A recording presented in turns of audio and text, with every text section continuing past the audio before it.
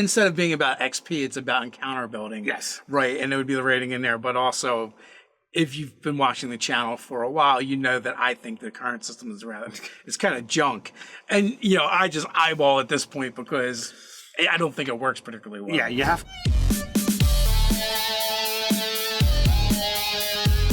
I'm Nerdarchy Ted. And I'm Nerdarchy Dave. Welcome to Nerdarchy. For nerds, by nerds. All right, so what are we talking about today, Dave? All right, today we're talking about XP. Does anyone ever even use it anymore? Is it just grognards from the old school that are still using it? Or maybe it's not. Maybe it's newbies, and they don't know any better, and they're crunching these numbers for nothing. Who knows? But either way, we're talking about XP. All right, we game with a lot of different players. I mean, we're in a multitude of groups that they then play with other people beyond. Do you know anyone who actively uses XP as a DM? I actually don't. And also, I will point out from it's funny because in first edition, you got XP for gold, not necessarily killing monsters per se. And also you got XP, I believe, for keeping magic items, but it's the more gold you had, the more XP you gained. It was very different. Third edition was one of the better XP systems as far as gaining experience through things that didn't specifically rely on combat. So if you engaged with an NPC, they still had a CR or challenge rating that if you overcame them to do your objective, it was baked into the rules that you got XP for that. Right. Same with traps and hazards. They also had CRs. If you overcame them, you got XP for them as well. So I just want to throw that out there. It's something from the older editions that is addressed in 5e, but not quite in the same way. Right. But it does beg the question, but it kind of begs the question, how does one decide for those who are still using it, how you can choose to just stop? How did it happen for us? Yeah, so I don't know if it was with 5e or before that, but I know with the beginning of 5e, we just decided not to use XP anymore. And one of the main reasons why we stopped using XP, and this is also the thing that kind of makes me believe that we stopped doing it even before 5e came out. And we were still gaming, but it tended to be more sporadic and not like now where it's pretty much every Saturday night is game night. Because what happened is we're adults, all of our friends are adults now, adult things come up and you can't make it for the session. So it seemed kind of arbitrary to penalize our friends for their real life obligations and things that were coming up in the game for not being here. So it was just whatever, we want to play, we want to hang out with our friends. And I don't think anyone has ever been oh, I have to make the session tonight or I'm not going to be getting the same amount of XP and be the same level as everybody else. So with that, we're just that was definitely the first evolution of when everyone else leveled up, we just said level up to the people that weren't there as well. In our late teens, early 20s, it was, definitely, you tracked all of that stuff. It was important. And, we were kind of dicks and razzed our friends when they weren't able to make it to game night. And we've told, numerous stories about that, here on the channel. But, these days, life is difficult, between, work and family and everything else that goes on over the course of life. Sometimes it's not easy. And, God forbid you've got a legit reason. Oh, well, you know what? I'm in the hospital. My kid was born. This other thing that comes up, death in the family. All right. Well, sure. buddy, your fighter's going to be a level behind everybody else. that seems like a really, bad friend to say that to somebody you've been gaming with for decades. Yeah. And as long as we've been gaming, it's nah, we just don't want to go down that road. And then there's the other side. For the players and the GM, if you don't have to track XP, that's things you just don't need to think about, worry about anymore. That's just one more thing that you just cut off of needing to deal with. Yeah. So I will say too, previously, back in AD&D, I started actually giving XP for role playing before there was any rules for it. I think I had my own made up system of hash marks. Yes. That when someone did something, I give them a hash mark, and then then I would multiply by 5 or something, and they would get that many extra XP. And I graded on a curve. So if someone was more of an introvert, they were likely to get more hash marks for doing stuff than someone who's an extrovert and always in everyone's faces. If you're talking in character, using a voice and doing all these kind of things, normally every session you have to go above and beyond that, or do something really impressive to earn Dave's little hash marks. But for the person who doesn't normally do all that kind of stuff, when they've stepped out of their comfort zone to do something, it's like, oh yeah, and there's multiple right there. So it's nice to see, and all of that kind of come into actual rules. Yeah, they kind of codified that more in 3rd edition. So do you think there's any actual advantage to using XP? These days, I don't. I mean, if you care about the specifics, and I know some games you earn XP immediately, upon rolling something. In some games you get XP for failing. In other games you get XP when the GM decides to do something beyond, the session breaks. So like in those moments, yeah, that can be great to get that XP right then and there. So, but we're mostly talking about D&D. But if we're talking about D&D, we're like, okay, you get XP at the end of a session, or when a character has time to really extrapolate what has happened. I don't think there's any real advantage to using XP. I thought of one. What? I thought of one. Remember back in the day when you give out XP and you got that one player and they're like, I'm 3 XP away from my next level. So if you want to traumatize your players, then giving out XP is sometimes beneficial, I guess. If you want to traumatize your players, sure. 5th edition has things set nowadays that everyone levels up at the same XP total, and if everything is divided evenly, they should all level at the same time. But back in the day, that wasn't the case. The rogue needed half of what the wizard did to make 2nd level. So I know it's there's times oh yeah, the wizard who already has crap for hit points is gaining levels so much slower than everybody else. And then when the wizard got high levels, then their XP requirements dropped significantly, and they just started shooting up when they needed no help whatsoever. It was very bizarre.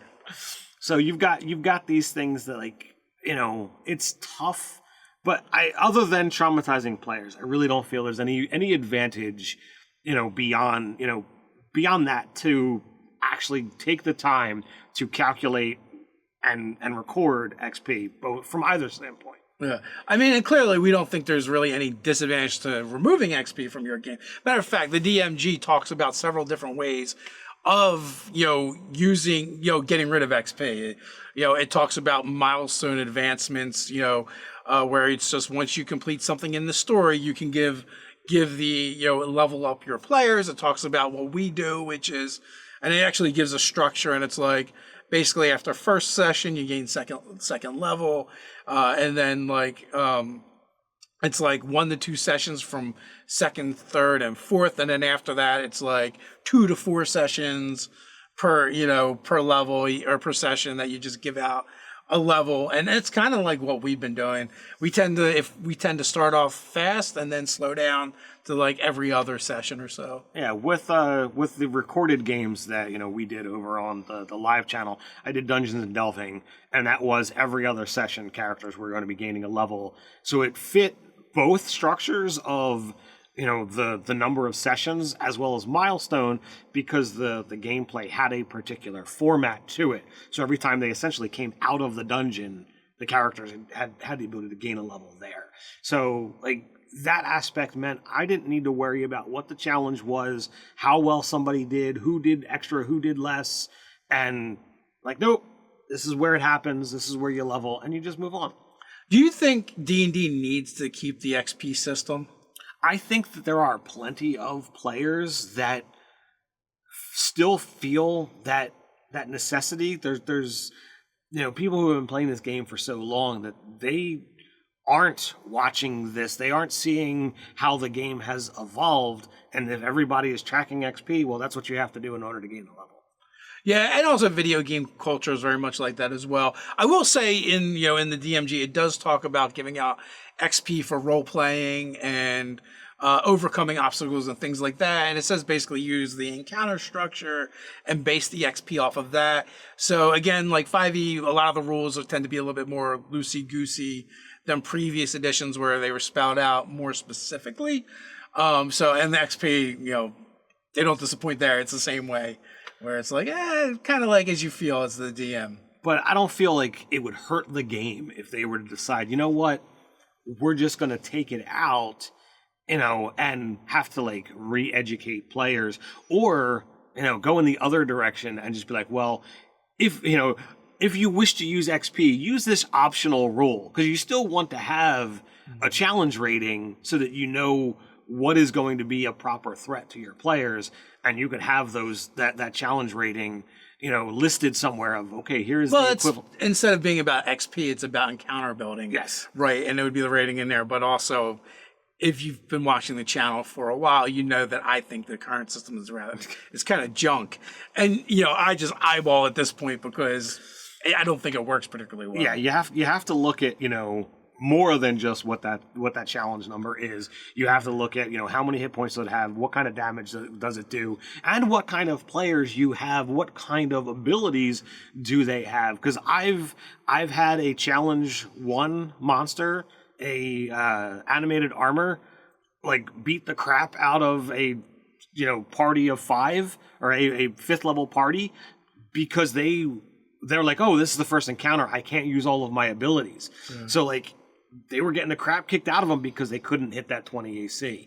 I had an assassin vine like annihilate a 4th level party that was 6 characters deep, because they were just making poor choices and rolling poorly on top of it. It wound up getting, a round of sneak, and the wizard was right there in the thick of it. It was like, oh my God. It was bad. Yeah, it's more art than science. So with that, what about other games? Let's talk about how other games handle XP and level advancement. Sure. Well, we've recently started playing a game called Shadow of the Demon Lord, which I'm really in love with. I think it's a fantastic game, and some of the nuances of that is really cool. Yeah. And there, it's a streamlined system that you just gain a level after every session. You start at level 0, you play 11 sessions, ending at level 10. It's just great. There's no needing to track anything. There's supposed to be downtime for you to discover your new abilities between each little storied adventure, and each storied adventure is a single session. There's also Cypher System, where with Cypher System, when you get 4 XP, you basically get an advancement and an ability, and when you do that 4 times, you go up a tier, which would be the equivalent to a level in D&D, but they don't really track parallel in that at all. And you also, like in Cypher System, you gain XP for GM intrusions, and the GM goes, basically they have like they have like props and stuff where they would hand you an XP card and be like, I want to intrude, here's an XP for you, and here's one to give away to another party member. Now, if you have XP, you can say, no, I'm going to give you XP and spend it, and deny the GM intrusion. And the GM intrusions, to be fair, it's typically going to be something bad. It adds a layer of negativity to whatever the scene is. Something jumps out and attack. You lose a turn, or any number of possible options. Yeah. A pit opens up beneath you while you're in the fight, or something like that. So it's you like, okay, it's essentially a quarter of an advancement that they're giving you as well as somebody else. But it's one of those things that, if the GM wants to make the scene harder, they can award XP to do so. And I have found that with the groups that we play with, we just categorically say we're never going to refuse a GM intrusion, because it allows the game to just flow, and it allows the XP to flow, so the GM can kind of narrate or figure out, okay, how much XP do I want to give out extra this session, and we as players kind of make sure that the distributed XP kind of evens out as well, so people are around the same tier. Yeah, and not only that, you can also spend your XP for other things in the game. So there's that aspect of it as well. Then there is Monster of the Week, where when you fail in that game, you get XP. When you get 5 XP, you basically get an advancement. You get a new ability. for it, and you also gain a couple XP between sessions. Right. So you can be going up, depending on how it works in the game. And so there's a bunch of different games that have different ways of using XP, where they seem far more integral to the game than they do in D&D. Where it's just arbitrary. Do I have this certain number so I can get to the next level, as opposed to like, here's something that causes the XP. Cypher uses 4 XP, also gains, typically, but both Cypher and Monster of the Week offer 2 XP per session. So if you were to get a number of XP during the play, you could technically tier up or advance every session depending upon how things are going.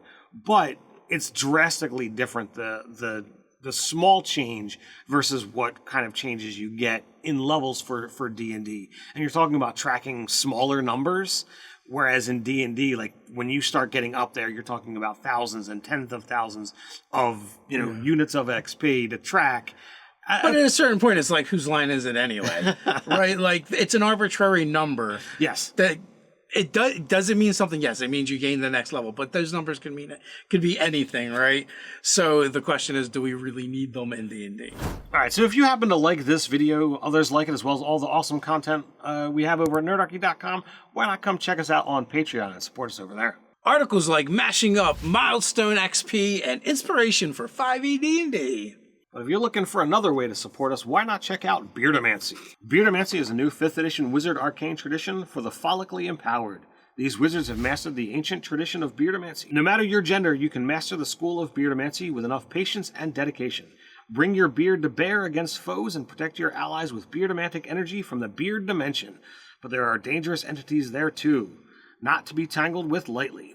New arcane tradition Beardomancy, 2 new feats, the new monster, the Hirsute Horror, 11 new Beardomancy spells including Power Word Beard, 13 new Beardomancy themed items, and 4 new Beardomantic magic items. So let us know about XP and how it works in your game. Have you gotten rid of it? Are you very much a stickler for XP? What are your thoughts and ideas? Share them down in the comments below with the Nerdarchy community. While you're down there, don't forget to like, share, subscribe. Go ahead and click on that notification bell so you don't miss a single video. Quick reminder, we drop new videos here on the channel Monday, Wednesdays, and Fridays. So come on back, but you can't wait till then. No worries, we've got you covered. There's a card up here for one of the videos we've done before, 5e D&D, XP, and encounters, art, or science. So until next time, Stay nerdy.